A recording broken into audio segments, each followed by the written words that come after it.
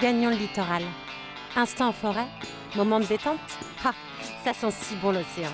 Allons-y. Sur cet estran sablonneux, la pierre affleure et s'avance dans la mer, formant alors un long cap rocheux qui, à marée basse, se transforme en un paradis pour les pêcheurs.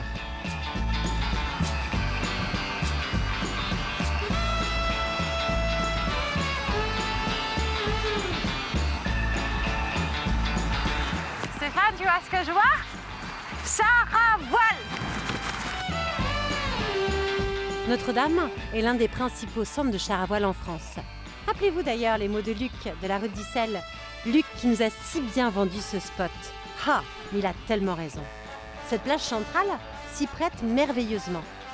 Appréciez ces kilomètres et ces kilomètres de sable fin. Un sable sec propice à la pratique du char à voile. Action! Débutons notre initiation avec Maître Franck, le meilleur des moniteurs. Écoutez, observez, questionnez et pratiquez. Pas toujours simple d'ailleurs. Peu importe. Profitons du vent. Go Marion!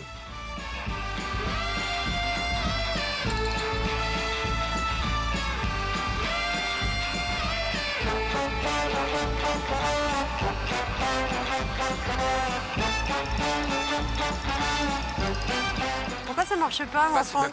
Pourquoi t'es placé comment par rapport au vent, Louloute? Ah bah l'ouest, tout. Ça marche pas. Du coup, on le met côté au vent. Ok. Et là, qu'est-ce qui se passe? Ça repart. Merci. Mais t'as de la chance, hein, le moniteur, il fera pas ça à chaque fois. Hein. Allez, on tire encore un peu. Allez, on y va, on tire. Allez, Marion, on tire un peu. Et là, on va tourner face au vent.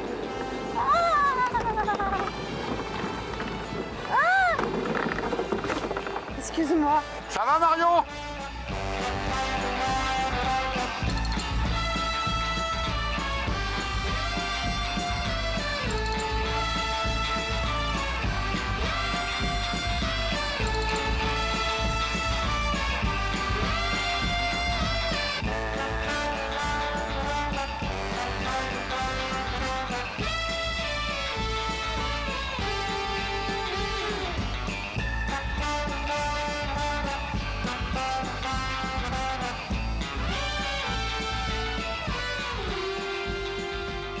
Merci infiniment pour ce moment magique Non, c'est que bon. tu nous as fait vivre. Je crois que c'est le plus beau des bureaux en fait.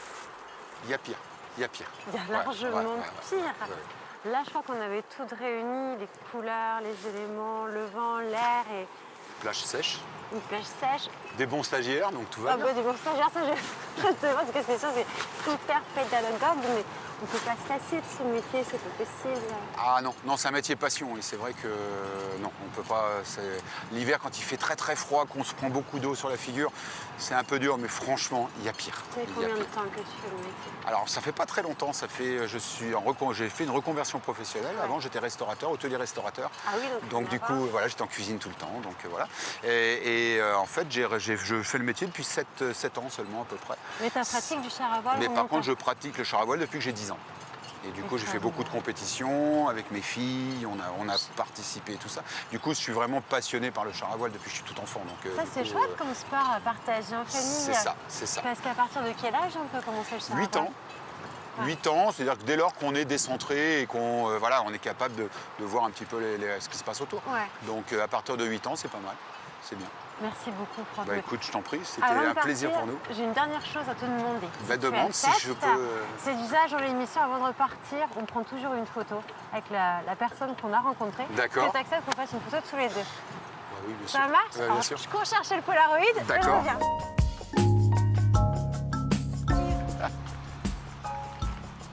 Hop.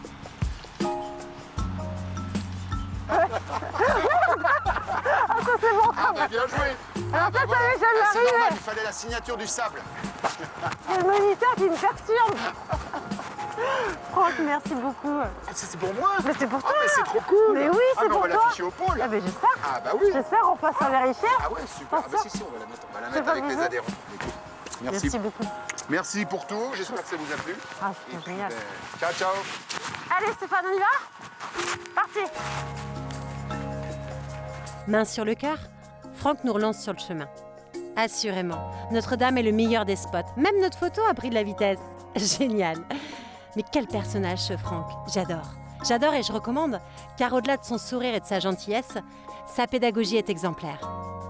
Nous venons de vivre un moment magique, une rencontre qui nous pousse à poursuivre. Allons-y.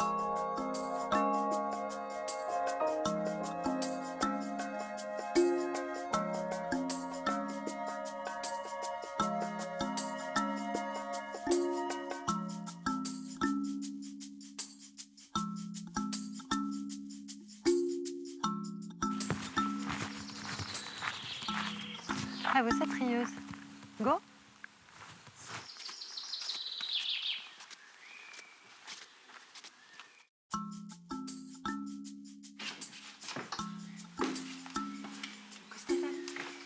Marion, bien dormi? Ouais, toi? C'est bien, t'as pas ronflé. Ouais, merci. Toujours dans le marais de Notre-Dame-de-Mont, nous avons choisi de passer la nuit ici, à la ferme de la Vossette-Rieuse. Une toute jeune exploitation tenue par Lucie et son compagnon Antoine. Voici un couple profondément engagé. Un couple qui a choisi la Vendée pour assurer la sauvegarde et la conservation d'un petit bout de territoire. De bon matin, bon pied, bon œil, Lucie nous invite à découvrir leurs activités. Partir sur leurs terres, appréhender les prairies humides, parcourir tous ces hectares entièrement dédiés à l'élevage. On se cherchait un peu, quoi. On a fait pas mal de woofing pendant plusieurs mois. Et puis on est arrivé ici pour faire la saison, on pensait repartir. Et puis finalement, moi je savais bien, en arrêtant mon ancien travail, que j'allais pas y retourner. Enfin, ça s'est d'autant plus confirmé après le woofing. Et donc on est arrivé ici. Toi, Antoine, il a fait une saison. Ouais. Moi, j'ai cherché une saison en maraîchage parce qu'à la base, je m'orientais plutôt vers le maraîchage. Que ton métier à l'origine, Lucie, c'était J'étais chargée de mission prévention déchets. Oui, d'accord. Donc oui, bon, ça peut effectivement. Enfin, il y a pas trop de lien. Ouais, il y a un ça peu de doit sens. t'apporter forcément. Oui, même mes études. En fait, j'ai fait des études de droit. Enfin, donc oui, ça m'apporte, mais c'est pas le chemin le plus direct, quoi. C'est pas le chemin le plus direct. Non. Mais c'est ces expériences qui ont permis aussi de te construire. Oui, c'est ça. T'amener juste ici, quoi. Donc Antoine a trouvé un travail ici, oui, c'est ça. Ouais. Et puis moi, l'agriculture m'attirait, mais je ne savais pas trop quoi exactement.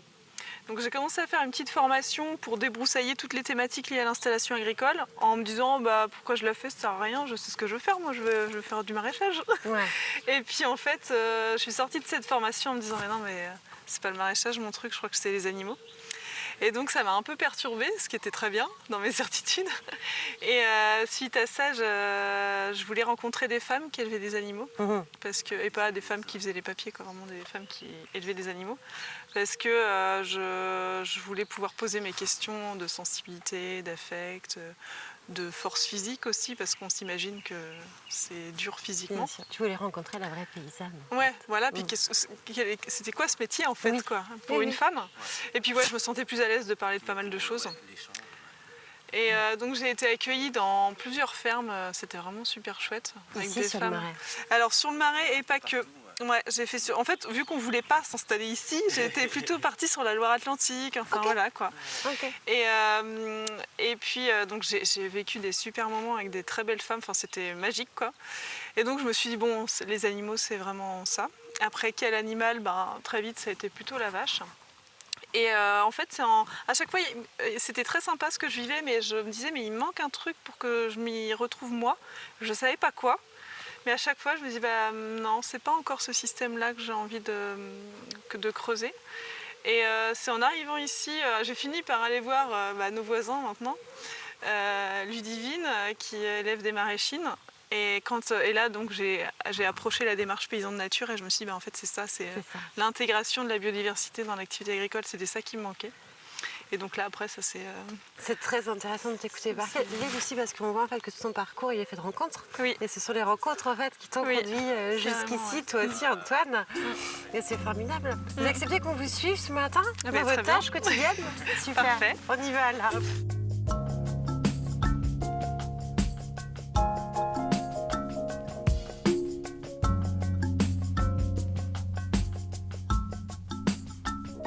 Après 5 ans à travailler pour la réduction des déchets, Lucie et Antoine sont partis faire du woofing avant de s'arrêter, le temps d'une saison, en Marais breton. Imaginez, ils n'en sont jamais repartis, jamais. Installés depuis janvier 2020, ces paysans de nature élèvent aujourd'hui leurs vaches maraîchines sur 115 hectares de prairies humides. Un espace idéal, propice au bon développement de l'animal. Pour le coup, c'est quand même plus difficile quand on s'installe dans le marais par rapport à un autre endroit du territoire. Parce que le marais, aujourd'hui, tu n'as plus le droit de construire. Dans certaines zones, Oui. tu n'as plus le droit de construire, c'est Oui. ça? Enfin, c'est ce qu'on a appris en tout cas récemment. Oui, ouais. Donc, Oui. pour vous, quels seraient les projets pour pouvoir avoir... Eh ben là, en fait, on a fait une demande de permis de construire pour construire sur le site de la ferme. Oui. On a eu l'autorisation on pourra aller voir tout à l'heure, sur une partie près des bâtiments. Quoi. Ce serait une super nouvelle pour vous, parce que même si votre petit nid est chouette aujourd'hui, mais c'est vrai que voilà, c'est précaire. Vous êtes 3 en plus aujourd'hui, donc c'est vrai que ce serait chouette dans l'avenir d'avoir votre petit toit en tout cas. Carrément. L'objectif, c'est encore un hiver en mobil-home. Oui. Si on tient le timing. Et puis après ça va se monter petit à petit, mais déjà si on se dit que c'est le dernier hiver en mobil-home, on croise les doigts. Moi déjà je vois un bout du tunnel. Ouais, on croise les doigts pour vous en tout cas. Ouais.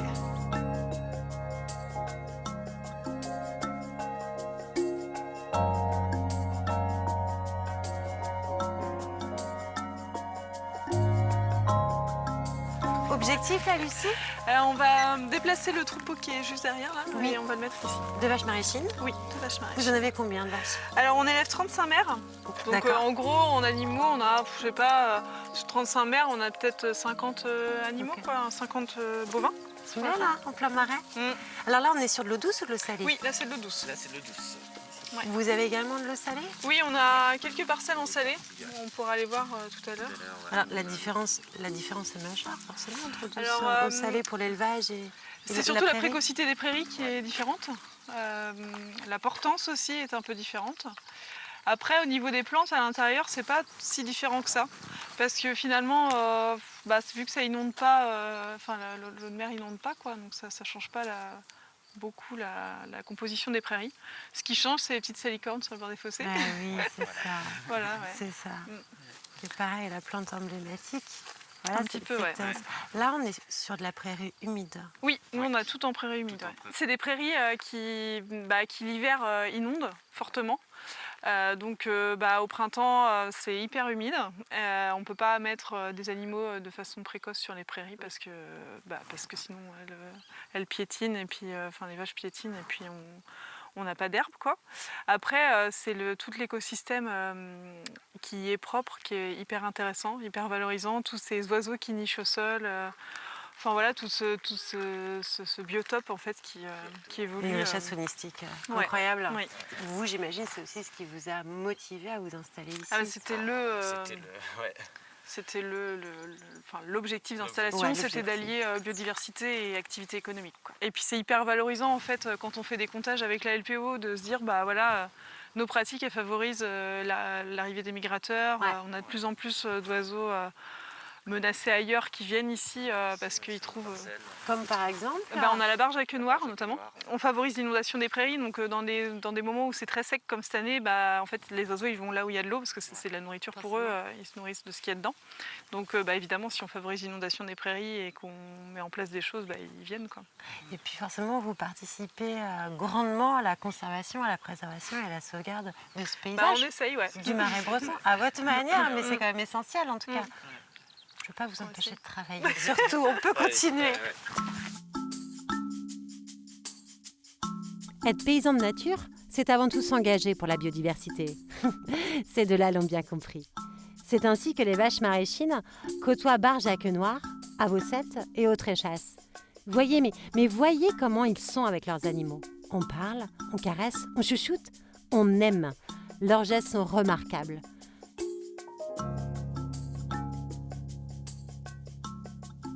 Et là, tous ces hectares qu'on a traversés, est-ce qu'on est sur un espace protégé? Alors pas encore, on est vraiment en train de réfléchir. C'est une zone Natura 2000 avec des enjeux forts en barge à queue noire notamment, ça fait partie du plan de gestion barge à queue noire. Et on est en cours de discussion pour voir si on peut labelliser les terrains en espace naturel sensible avec le département. Qui serait ouais, ce serait chouette. Très important, moi je trouve, et essentiel. Ouais, et puis en fait, moi, quand je me suis installée, je me suis dit, bon, bah, peut-être que je vais pas y arriver. Peut-être que je vais être obligée de partir pour X ou Y raison. Et j'avais vraiment pas envie d'avoir fait ça pour rien. Enfin, parce que moi, mon leitmotiv, c'est la biodiversité. Et je me dis, si au moins les terrains, j'arrive à faire en sorte qu'ils soient protégés durablement, et ben voilà, j'aurais au moins fait ma part du job. Enfin, si on est obligé de partir pour n'importe quelle raison, enfin, au moins ça sera... Question plus perso, Lucie. Tu dis que ton leitmotiv, c'est la biodiversité, c'est le paysage, ta passion du paysage qui t'a ouvert vers les animaux ou ta passion des animaux qui t'a ouvert vers... Je pense que c'est plutôt la passion des animaux, ouais. En fait, je suis tombée... Enfin, j'ai toujours eu un lien particulier avec les animaux depuis que je suis toute petite. Et puis aussi, mon père est très amoureux de la nature au sens large. Donc je pense qu'il a semé des petites graines à l'intérieur de moi que j'ai fait germer, qui ont germé. Et en fait, c'est vraiment le lien... Enfin, c'est plutôt les animaux qui m'ont amené à l'agriculture et après, ça m'a ouvert à tout ce qui va autour, quoi, à l'intégration de l'élevage dans le milieu. Tu n'étais pas issue du monde agricole? Non, je ne suis pas du tout issue du milieu agricole. Ouais, mes parents ne sont pas agriculteurs. Mes grands-parents l'étaient sur une partie de ma famille, mais comme finalement beaucoup de Français, quoi. Ouais. Et non, j'ai même pas connu la ferme en fonctionnement, donc c'est pas ça qui m'a donné envie, quoi. Je sais pas trop, c'est un long chemin fait de rencontres. Ouais, c'est ce qu'on dit depuis le départ, c'est un long chemin fait de rencontres. Une passion en amène une autre, et puis le travail que tu as fait aussi. Oui, et puis ce côté, enfin moi je me sentais pas bien en tant que salariée, enfin je voyais bien qu'il y avait quelque chose qui allait pas.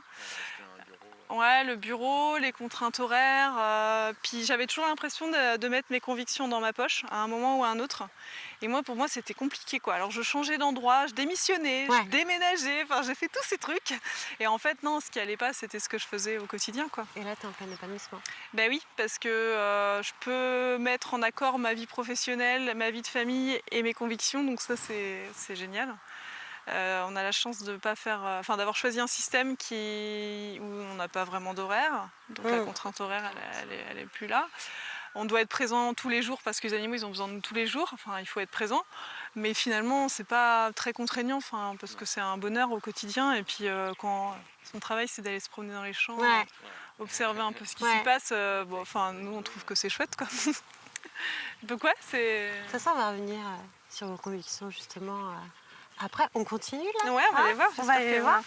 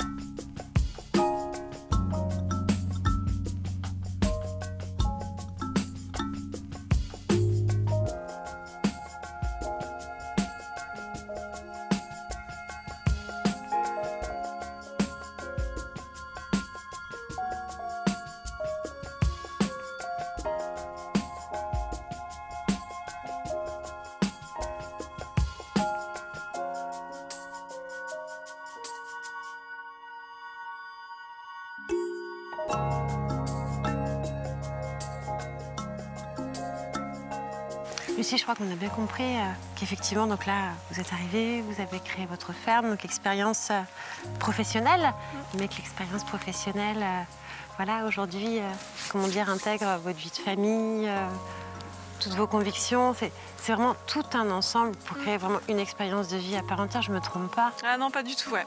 C'est, ce projet-là, ce projet d'installation, c'est vraiment la possibilité de tout allier, quoi, nos convictions, la vie de famille. Et puis de participer à des initiatives aussi ici qui sont vraiment porteuses de sens, quoi. C'est tout un... Il y a un écosystème environnemental et il y a un écosystème humain qui est très riche aussi. Est-ce que parce que tu nous as dit que tu venais de Normandie, donc Antoine aussi. Oui. Est-ce que la Vendée offre, un réseau plus dense qu'ailleurs, plus riche qu'ailleurs? En fait, on ne peut pas parler forcément du réseau d'ailleurs puisqu'on ne le connaît pas tant, mais on se rend compte qu'on est quand même assez sollicité, là, tout le réseau, pas nous en tant que personne, mais tout le réseau pour expliquer nos démarches.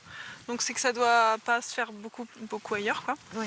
On porte à plusieurs fermes des projets novateurs qui allient l'élevage, enfin l'agriculture, qui allient la biodiversité, qui est les naturalistes, J'ai un câlin derrière.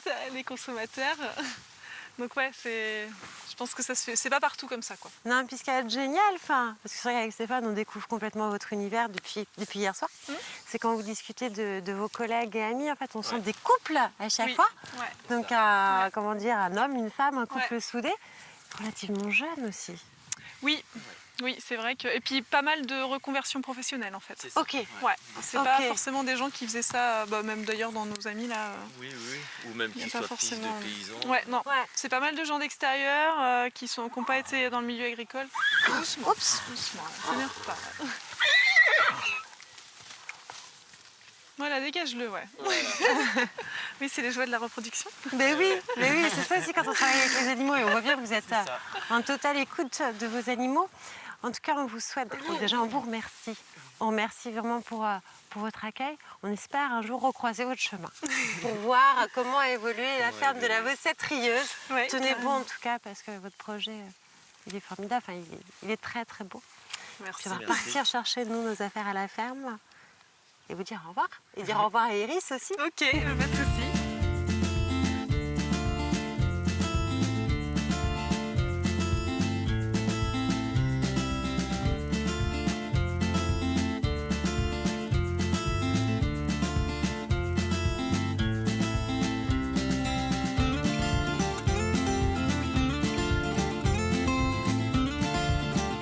Et voilà, Lucie, Super, petit merci. souvenir pour vous remercier.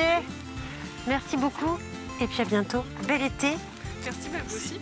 Bon courage. Au revoir.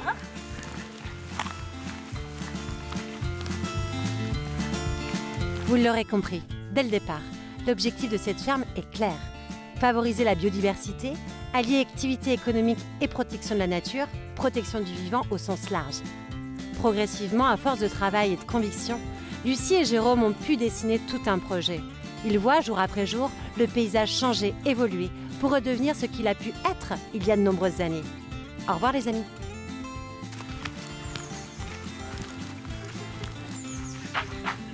Tu vas ? Alors, qu'on se repère. Vous êtes d'ici. Donc là, tu vois, la forêt, elle est hyper dense quand même. Vraiment qu'hier en char à voile, on a dû venir jusqu'ici, peut-être même un petit peu plus loin. Je te propose qu'on monte pour avoir une belle vue d'ensemble. Allez, c'est parti.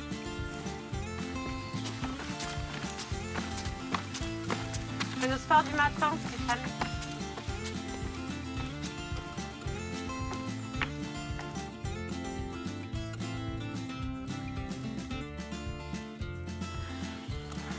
Tu sais quoi?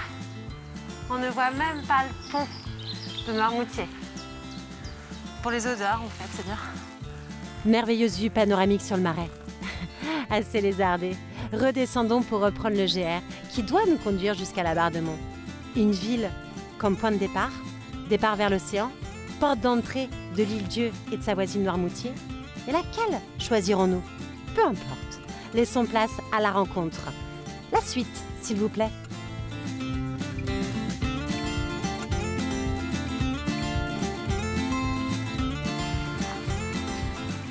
Je crois qu'on commence à approcher de la plage.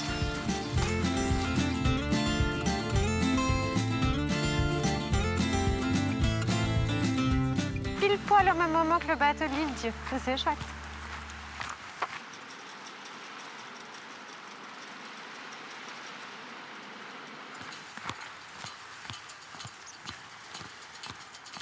Stéphane, je sais pas comment tu es, mais moi, honnêtement, je commence à avoir très faim. C'est peut-être l'air de la mer qui creuse, je ne sais pas. On va s'arrêter, j'aimerais bien quelque chose de rapide, de bon, de chaud. Il y a une enseigne là, Mademoiselle Fouet Truck. Un fouet en Vendée, la spécialité angevine, en terre maraîchine, je trouve ça plutôt intéressant.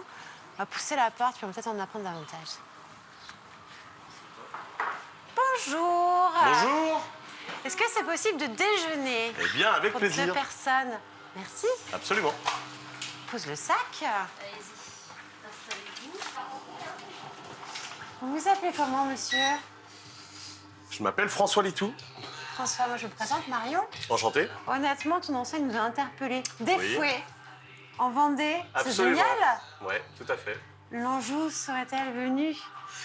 Empiéter sur le terrain, en tout cas dans la Vendée, oui, tout à fait. C'est génial. On est assez proches et c'est un pas qui peut se ressembler un petit peu au Préfou, donc effectivement. T'es originaire Voilà. d'Anjou, François? Je suis originaire de Douai-la-Fontaine, exactement. Et ça fait longtemps que tu es sur la Vendée? Ça va faire 15 ans à peu près que je suis sur la Vendée, Noirmoutier notamment, et puis après Fromentine. Et François nous parle déjà de ses terres natales, de son Anjou, la passion qui l'anime surtout. Écoutons ses mots avant de savourer toutes ces gourmandises. À toutes les amies.